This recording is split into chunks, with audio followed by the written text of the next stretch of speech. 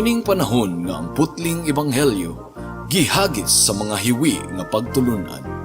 Kinahanglan mo barug ang mga tinun-an ni Kristo sa pagpakigbisog sa paglaban sa pagtuo, nga magkausa ug alang sa tanang panahong gihatag sa Dios ngadto sa iyang katawan. Maoy hinungdan nga namugna kining tulumanon ang putling ebanghelyo. 30 minutos nga pagsabwag sa tinuod nga ebanghelyo. Kauban ni Pastor Jeremias Hangad, ang putling ebanghelyo. Tulumanon nga gihatod kaninyo sa Herald of Grace Radio Ministries Philippines. Ang putling ebanghelyo.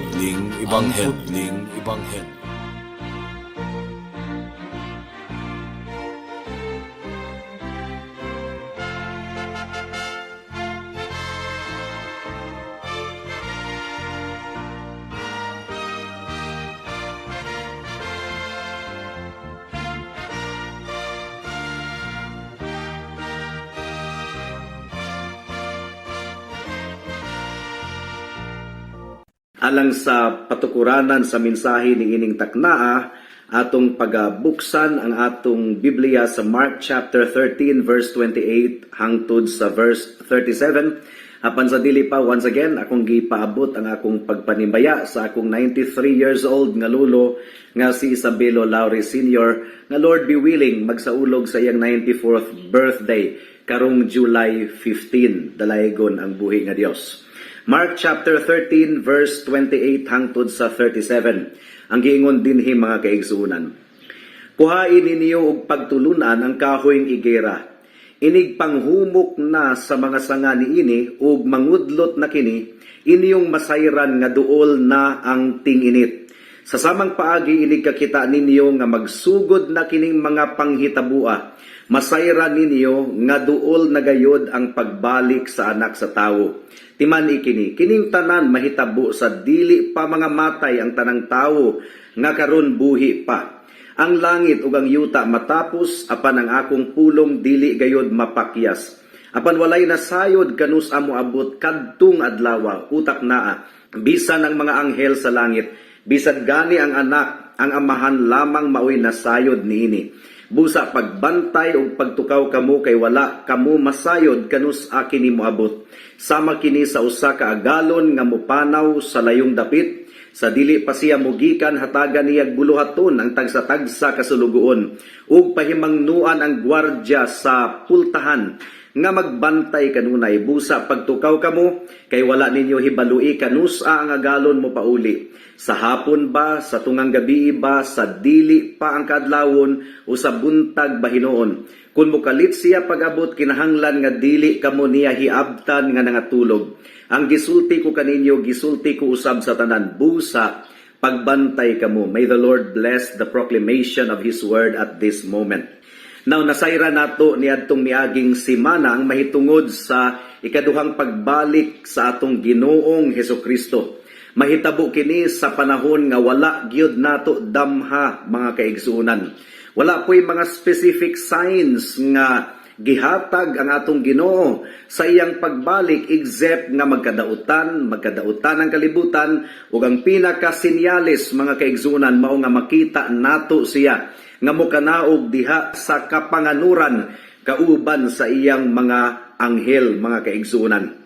Now, ang giingon diri sa Matthew chapter 24 verse 29 to 30. Unya, tapos gayod sa kasakitan ni adtong mga adlaw, mungit-ngit ang adlaw ug dili na modanag ang bulan, mga hulog gikan sa langit ang mga bituon ug matay-og ang tibuok kalibutan. Unya mutungha sa langit ang timaan sa anak sa tawo.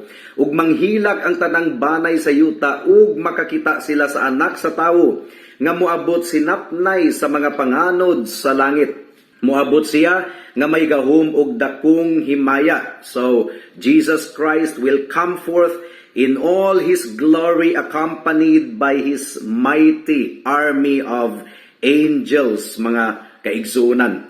And musinggit ang atong buhi nga Dios, adunay lanog nga tingog nga makapabungol sa tanan. Musinggit ang arkanghel, mga kaigsuonan. And then mulanog usab ang trumpeta. mo nga ang iglesia kinahanglan gayud nga magbantay kanunay ang mga magtutuo sa atong Ginoong Hesukristo. Ang giingon diri sa verse 32, apan walay nasayod kanus amo abot kadtong adlaw o taknaa, bisan ang mga anghel sa langit, bisan gani ang anak, ang amahan lamang maoy nasayod niini.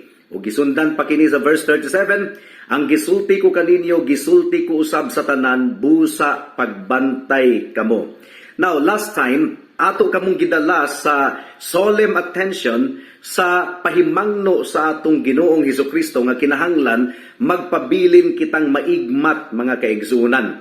Ug naghatag ang atong Ginoo og pipila ka mga ilustrasyon aron iyang stress ang iyang punto nga kinahanglan gayud kitang mahimong alert kanunay, magmaigmat. Ang unang ilustrasyon nga gihatag sa Ginoo mao katong nahitabo sa kapanahunan ni Noah. Sumala sa Matthew chapter 24 verse 37 to 39. Ang giingon dinhi, ang pag-abot sa anak sa tawo mahisama sa nahitabo sa panahon ni Noe. Sama sa mga adlaw nga wala pa ang lunok, ang mga tawo nagpadayon sa naanda nilang buluhaton, sama sa pagkaon ug pag-inom ug pagminyoay, hangtod gayud sa adlaw nga misulod si Noe sa arka.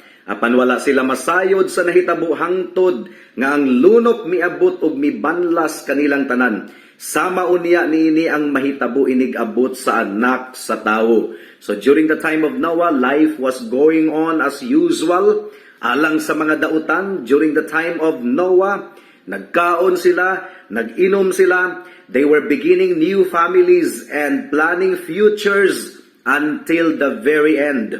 Aduna usay ilustrasyon mahitungod sa lost opportunity na wala nga kahigayunan. Inig balik sa atong Ginoong Hesukristo, tanang kahigayunan nga maluwas unta mawala na. Matthew chapter 24 verse 40 hangtod sa 42. Niadtong panahona duha ka tawo magtrabaho sa uma, ang usa kuhaon ug ang usa ibilin, duha ka babayi magaling og pagkaon, ang usa kuhaon ug ang usa ibilin, busa pagbantay kamo, kay wala kamo masayod kun unsang adlaw mo anhi ang inyong Ginoo. So people working side by side, mabulag hangtod sa kahangturan, ug mahitabo kini mga kaigsunan in an instant. Multitudes, bagang panon sa katawhan, maabdan sa pagbalik sa Ginoo, nga dili gayod andam. Mark chapter 13 verse 33, ang giingon dinhi, busa pagbantay ug pagtukaw kamo, kay wala kamo masayod kanus kini moabot.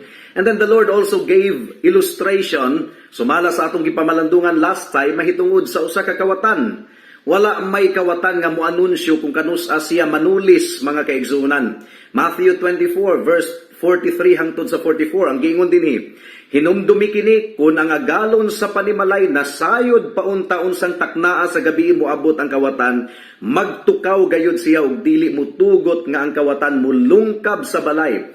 Busa kamo usab kinahanglan mag-andam kanunay, kay moabot ang anak sa tawo sa takna nga kamo wala magpaabot kaniya. So gitrangkahan nato ang atong mga portahan mga kaigsunan, gumikan kay ang mga kawatan dili mo anunsyo kung kanus sila mangawat, and likewise ingunana usab kuno ang pagbalik sa atong Ginoong Hesukristo. Kinahanglan nga mahimo kitang alerto kanunay, magbantay kanunay. And then gihatag usab sa Ginoo ang ilustrasyon sa mga sulugoon, verse 34. Sama kini sa usa ka agalon nga mupanaw sa layong dapit, sa dili pa siya mugikan hatagan niyag buluhaton ang tagsa-tagsa kasulugoon, ug pahimangnuan ang gwardya sa pultahan nga magbantay kanunay. So gibilin kita sa Ginoo aron at timanon ang iyang panimalay, and I am talking about the Church of Jesus Christ. Ug ang mga sulugoon nga maabtan nga nangabudlay mga kaigsunan, hatagan og ganti sa atong Ginoo. Apan ang usa ka sulugoon nga dili andam, silutan mga kaigsunan. And at this moment, gusto natong padayunon nga i-consider ang pagkamahinungdanon sa pagka-alerto sa tanang panahon mga kaigsunan. Unsa may atong buhaton aron mahimo kitang alerto sa tanang panahon? What does it mean to be alert? Ug dunay duha ka bahin ang atong pamalandong niining takna. Una, watchfulness. Kinahanglan gayud kitang mabinantayon kanunay, magmaigmat kanunay. Ikaduha, discipline. Ikinahanglan nato ang disiplina. O ginaot nga tabangan kita sa Dios sa atong pagpamalandong sa iyang pulong niining taknaa. Mudangat kita sa unang punto, watchfulness. Kinahanglan gayud nga mahimo kitang mabinantayon mga kaigsunan. Staying alert demands watchfulness. Kinahanglang magbantay kita. It demands wakefulness. Kinahanglang mata kita kanunay. Dili kita magtulog-tulog mga kaigsunan, magduka-duka. Mark chapter 13 verse 36 ang giingon dinhi. Kun mukalit siya pag-abot, kinahanglan nga dili kamo niya hiabtan nga mga tulog. So ang Kristohanon kinahanglan nga padayunon ang kinaiya sa pagkaalerto mga kaigsunan. Gisuportahan kini ni Pablo sa 1 Thessalonians chapter 5 verse 1 to 7. Ang giingon dinhi. Mga igsuon, dili na kinahanglan nga sulatan pa kamo kon kanus-a mahitabo kining mga butanga.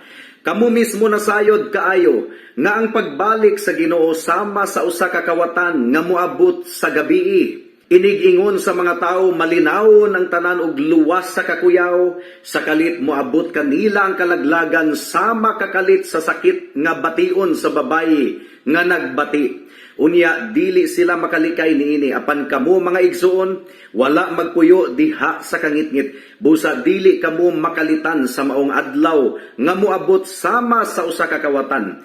Kamong tanan iya sa kahayag ug iya sa adlaw. Dili kita iya sa gabi o iya sa kangitngit busa dili kita mga tulog sama sa uban kundili magtukaw ug magmaligdong kita. Kasagaran ng mga tao matulog sa gabi ug sa gabi usab sila mga hubog. So klaro kaayo ang punto ni Pablo dinhi. Paul says that most people nagkinabuhi as if walay peligro nga mahitabo, as if ang Ginoo wala nagbahad nga mobalik siya aron sa paghukom. Daghan sila og mga aktibidades diri sa kalibutan nga wala gayud nila balibaliha ang atong Ginoo. Aduna sila yung mga projects, aduna sila yung mga enjoyments. Mao kini kinaiya sa mga tawo nga wala pa sa Ginoo. Ang kahidlaw lamang sa unod, ang gihunahuna ug buta sila sa kamatuoran nga mudangat sa ilang kinabuhi ang kamatayon ug pagkahuman sa kamatayon mao ang paghukom sa atong buhi nga Dios. Ug buta sila sa kamatuoran nga ang Ginoo nagtakda og panahon nga mobalik siya aron pagahukman ang tanan mga buhi man o mga patay. Ephesians chapter 5 verse 8. Ang giingon dinhi, kaniadto dulom ang inyong kinabuhi apan karon may kahayag na. Sukad nga kamo nahimong katawhan sa Dios. Busa kinahanglan nga magkinabuhi kamo ingon nga mga tawo nga iya sa kahayag.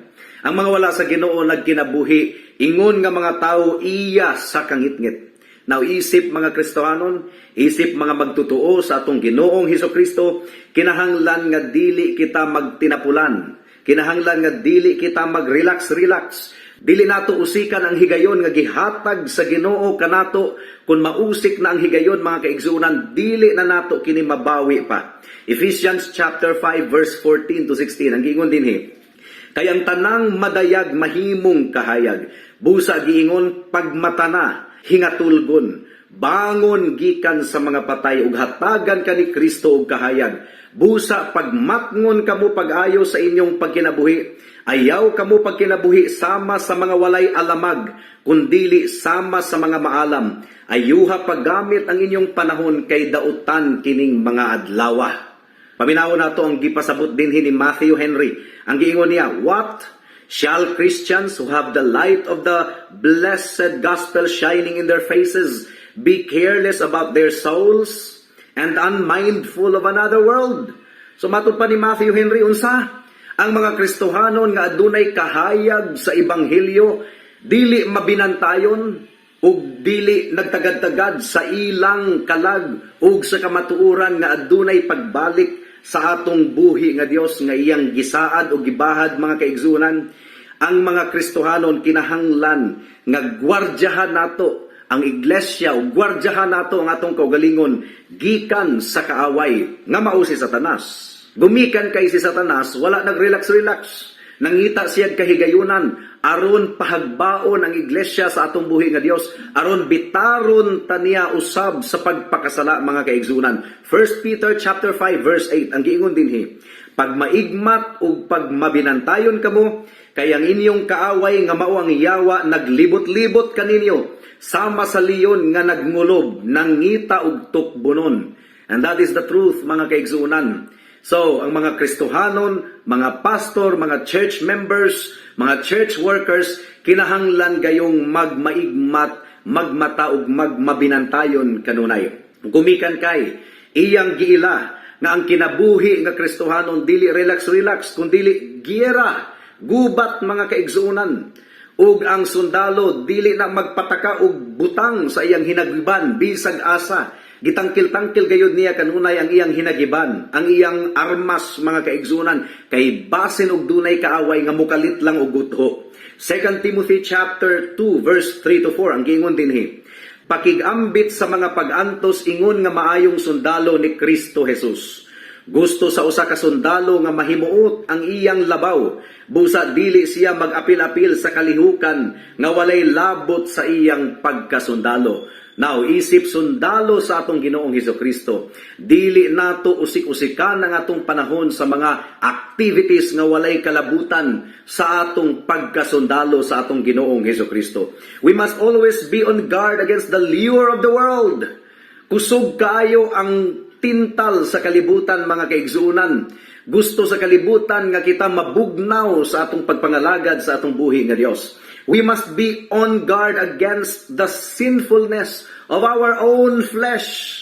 Bisan pa sa atong pagtanaw og mga TV, paglakaw sa kalsada og nakakita kita og mga laway nga mga hulagway, kinahanglan gayod nga magbantay kita mga kaigsuunan nga dili makasala ang atong kasing-kasing ug huna-huna. We must be on guard against the sinfulness of our own flesh. Kinahanglan nga atong i-check ang atong mga gana, ang atong mga appetite, mga kaigsunan. Hinaot nga ang atong appetite anaa sa pulong sa Ginoo, anaa sa pagampo, anaa sa pagsimba o pagpakigsandurot sa mga kaigsuunan diha sa iglesia. Kinahanglan atong masabtan nga ang atong kaaway nga mao si Satanas, nagapanglihok usab, ug ang atong kaaway nga mao ang atong unod, nagapanglihok usab sa atong kinasuluran mga kaigsunan. 1 Peter chapter 2 verse 11 ang giingon dinhi, mga igsuon, naghangyo ako kaninyo ingon nga mga dumuduong ug mga langyaw niining kalibutana. Ayaw kamo padaog sa mga lawasnong kailibgon nga kanunay nakig-away sa inyong kalag. So you see, ang atong kaaway anaa sa atong kinasuluran. Naun sa may mga sinyalis nga ang Kristohanon nangatulog na diay o nagduka na diay. Kung ang Kristohanon dili makadungog sa tingog sa Ginoo pinaagi sa pagmantala sa iyang pulong, usa ka na kasinyalis nga nagduka na kanang Kristohanona. I mean, maminaw siya og wali, ug pagkahuman niya paminaw murag wala ray nahitabo, wala siya natandog, wala nasamaran ang iyang kasing-kasing, ug gikalimtan niya kanunay ang iyang nabatian nga pulong sa Ginoo, usa ka na kaindikasyon nga ang kalag niya ng tawhana nagmala ug nagduka na siya sa iyang Kristohanon nga kinabuhi.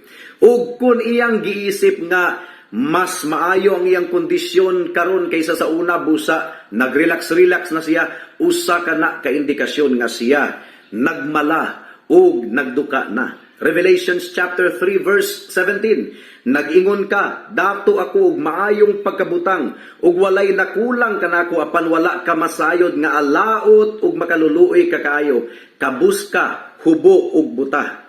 So, kung ang usa ka Kristohanon nakalimot na sa iyang mga duties and obligation bisan pa sa usa ka adlaw, ug nalimtan na niya ang iyang pinakaobligasyon nga pamalandungan ang pulong sa Ginoo, magampo kanunay muyango kanunay sa Ginoo diha sa mga pagampo, that is an indication nga ang iyang kalag nagduka.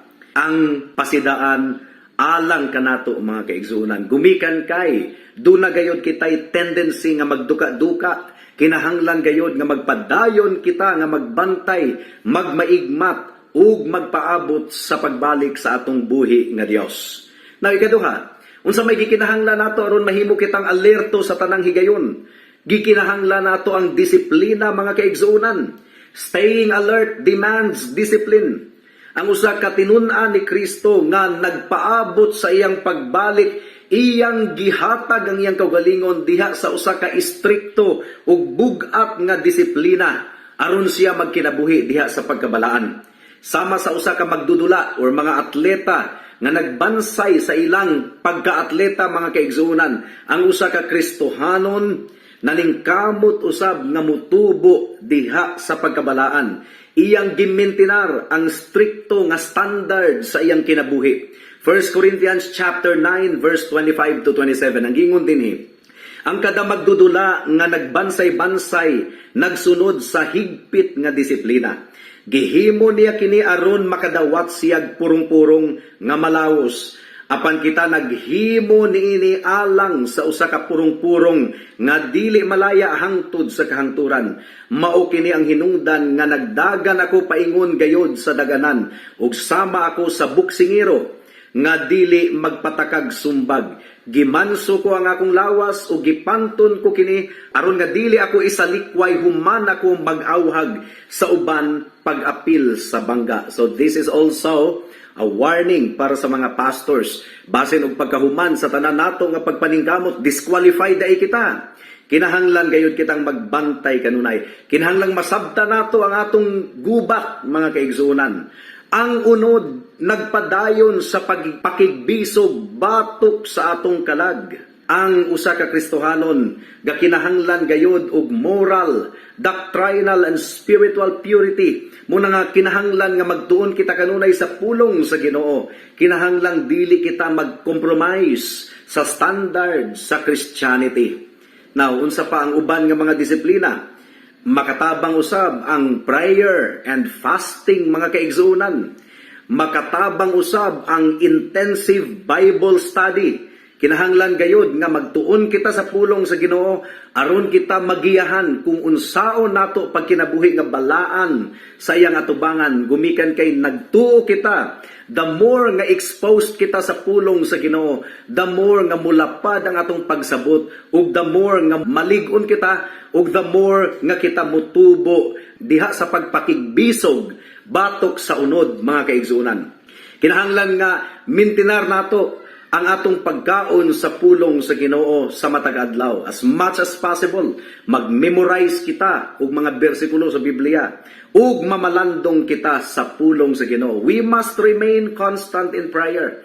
Matod pa ni J.C. Ryle, what is the reason that some believers are so much brighter and holier than others? I believe that those who are not eminently holy pray little, and those who are eminently holy pray much. So kinahanglan gayud kitang mahimong magmainampuon kanunay. We must be consistent in worship, church attendance. Dili nato itugot nga gamay rang labad sa ulo, gamay rang sipon, mo absent na dayon ta sa church. Dili bi ang ilong mo atong ilakaw padulong sa simbahan.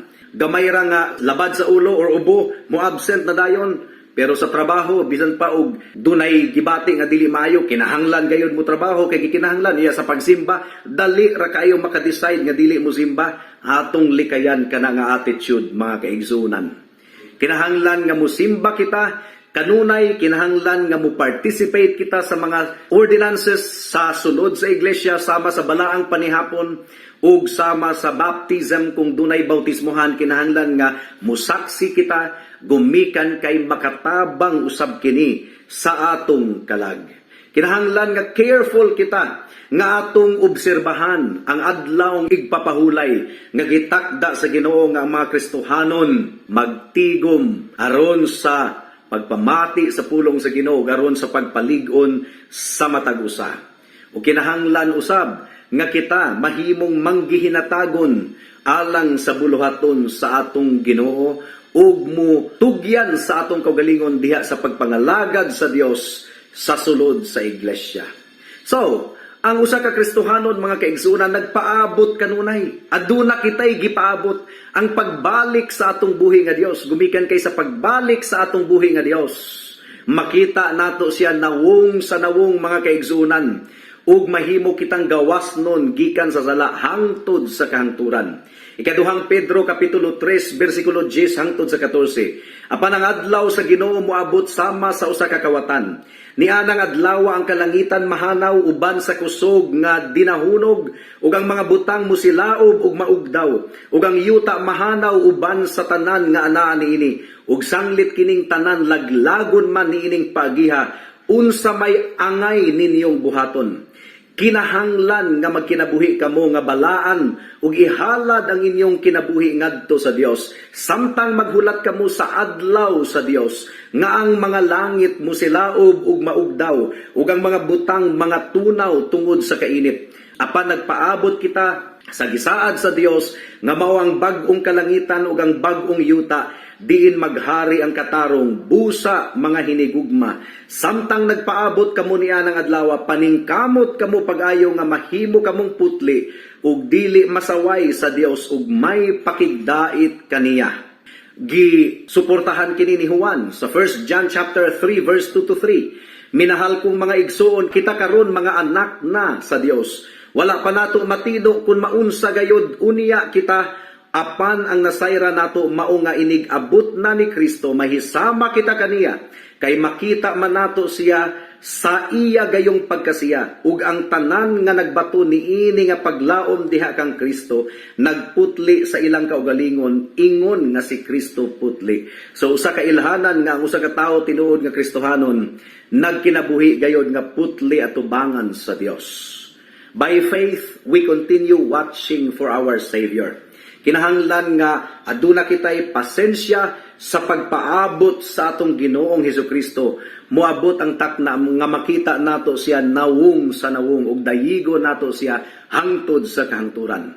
Nawalang sa mga kahigalaan nato nga wala pa kang Kristo. Ang pagbalik sa Ginoo dili kana kalipay alang kaninyo kundi kahadlok. Pero aduna pa'y tsansa nga mausab ka na mga kaigsunan. Dili ikaw mahadlok kung nasayod ikaw. Nga ang imong mga sala gihinluan o gipasaylo tanan gipapa sa Ginoo. Unsang paagi nga ang imong sala mahinluan o mapasaylo. Kinahanglan nga maghinulsol ikaw sa imong sala ug musalig ka sa dugo ni Kristo nga giula didto sa krus sa Kalbaryo. Kayang tabunan, papason ang tanan nimong mga sala. Past, present, and future, mga kaigsunan. Salig kang Kristo lamang. Salig sa pagkaigo na sa iyang dugo nga giula dito sa krus sa Kalbaryo. Ug salig sa iyang pagkamatarong. In other words, dawata si Kristo ingon nga imong bugtong Dios ug manluluwas. Karuna, basin ug ugma, ulahin ang tanan. Magampo kita mga kaigsunan. Salamat o Dios sa imong pulong nining taknaa hinaot nga gigamit nimo kini aron mahigmata ang mga nangatulog. In Jesus' name we pray. Amen.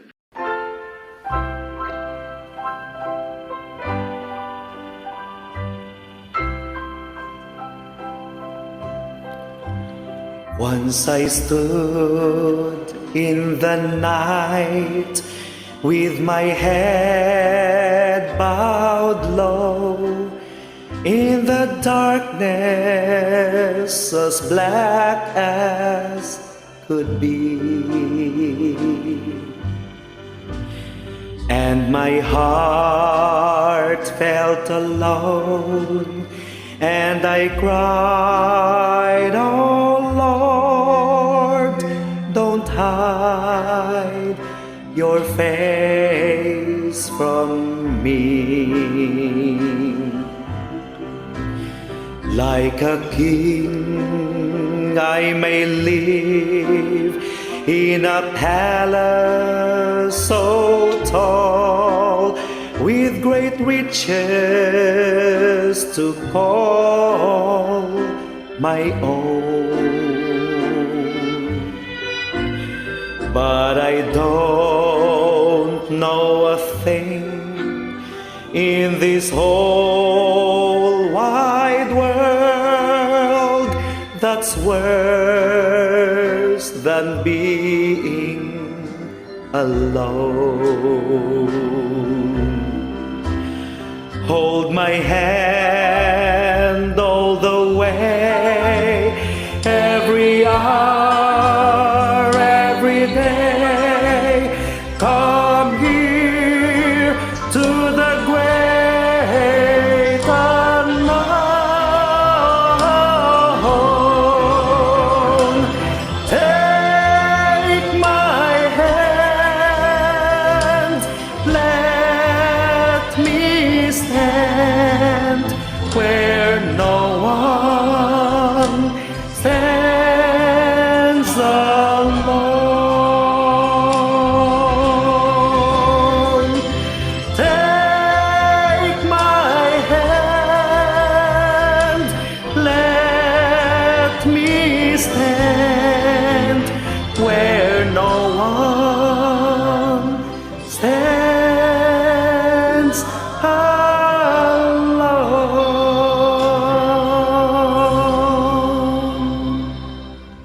Alang sa dugang nga mga pangutana, mahimong mo text kang Pastor Jeremias hangad sa 0935 744 3030.